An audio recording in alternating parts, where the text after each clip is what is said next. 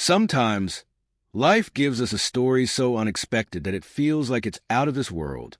At first, it's beautiful and full of hope, but then it changes. Today marks what would have been my 10-year wedding anniversary with Anna, my ex-wife. I'm 32, and Anna is 31. We met in middle school, started dating in high school, and got married shortly after college. Together, we have 3 kids. Anna spent the early years of our marriage as a stay-at-home mom. Over time, she began to feel bored with that life and decided to go back to college. But just one semester before graduation, she dropped out. Instead, she started working as a waitress at a local restaurant. Her best friend Monica, 38, also worked there. For the first time in years, Anna seemed happy. She was making new friends, and her depression was easing up. Things were looking better. I worked full-time, but with Anna serving shifts mainly at night and on weekends, I took on more responsibilities at home. I adjusted my work schedule to be there for the kids, taking them to and from school, handling their sports practices and activities, and doing most of the cleaning, shopping, and laundry. I had struggled with depression too, even attempting suicide at one point. But helping Anna find something that made her happy felt like a way for me to heal as well. After a few months of working at the restaurant, Anna grew close to her female co-workers, and she started telling me more stories about her work. One co-worker, Dan, a 24-year-old line cook, was often mentioned. At first, it was just funny stories, rude customers, workplace drama, the usual, but then it turned into something more. Anna began telling me how Dan was hitting on her, telling her she was pretty. I wasn't comfortable with this and asked her to shut down any flirtatious behavior from him. She assured me that it had stopped, but something in our marriage wasn't right. We stopped making time for each other. We didn't laugh together anymore. We weren't as close as we used to be. In March of this year, Anna didn't come home after work. She'd been going out with co-workers after their shifts, and for a while, I was okay with that. She was making friends, and I was happy for her. But that night, she didn't come home, and I was left worrying. I tried calling her phone 3 times in the early hours. She finally answered, slurring her words, telling me she'd had too much to drink and was staying at Monica's place. She said she'd come home in the morning, but something didn't add up. Monica and I had been at our daughter's dance practice that night. She was with her daughter, not at a bar drinking with Anna. So I decided I would talk to Anna about it the next day.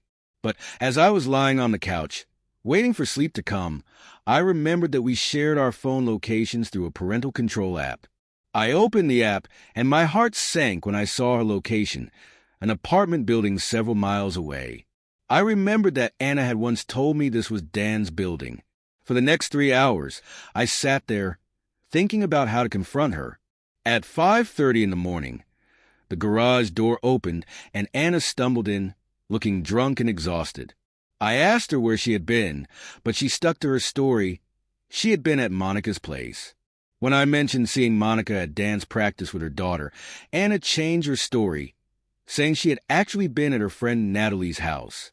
But when I pointed out that Natalie lives in a house, not an apartment, her story fell apart that I asked Anna, "Are you having an affair with Dan?" And to my shock, she simply nodded and said, "Yes." In the weeks that followed, we tried to decide if there was any hope for our marriage or if it was time to call it quits. We went to couples therapy, and I also attended therapy on my own. I knew deep down that I didn't love her anymore, but I still wanted to try, not just for the sake of our marriage, but for the sake of our kids. I didn't want to lose more time with them if we were to separate. Anna agreed to give us another chance and assured me she had ended things with Dan.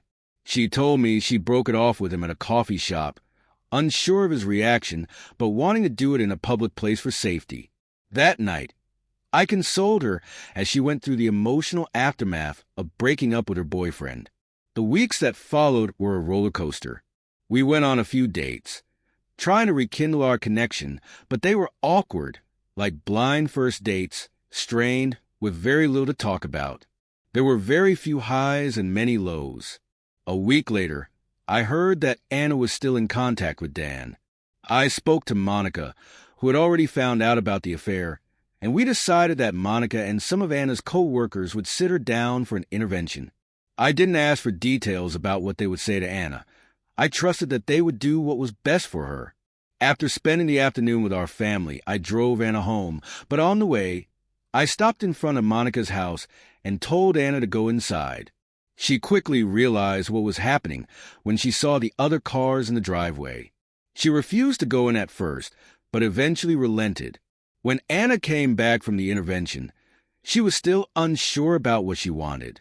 She told me she needed time to think about whether she wanted to be with Dan or stay with me.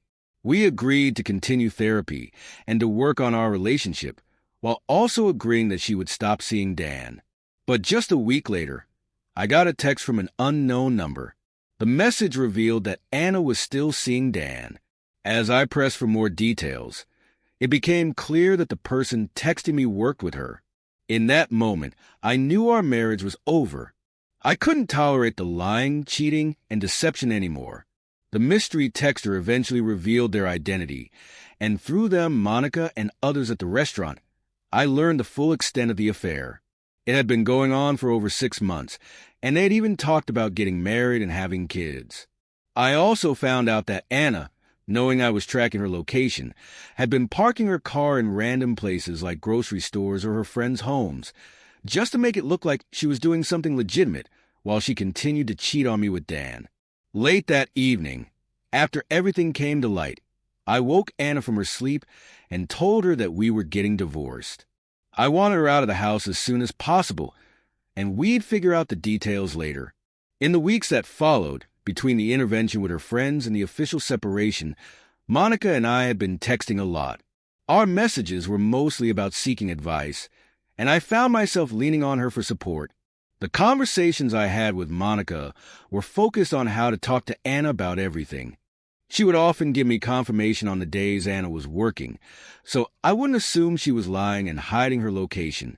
This kept things between me and Monica strictly about getting advice on how to repair my marriage. But eventually, after the decision to separate from Anna was made, I joined a few dating apps. At first, it was more of a way to show Anna that I was serious about moving on, even though I wasn't emotionally ready to actually date anyone new. One night, while the kids were with Anna, I found myself mindlessly swiping right and left on the app, while also texting Monica to check in on me. After a while, I decided to ask Monica to grab drinks. I wanted to talk about how awful Anna had treated both of us throughout the affair. Anna had spent so much time lying to both Monica and me, telling us she was with the other when she wasn't. Monica had been hurt by that, and I wanted to talk it through. The evening with Monica turned out to be great. We spent 3 hours talking and laughing, sharing stories about each other and our exes. Her divorce was further along than mine, so we talked a bit about that too.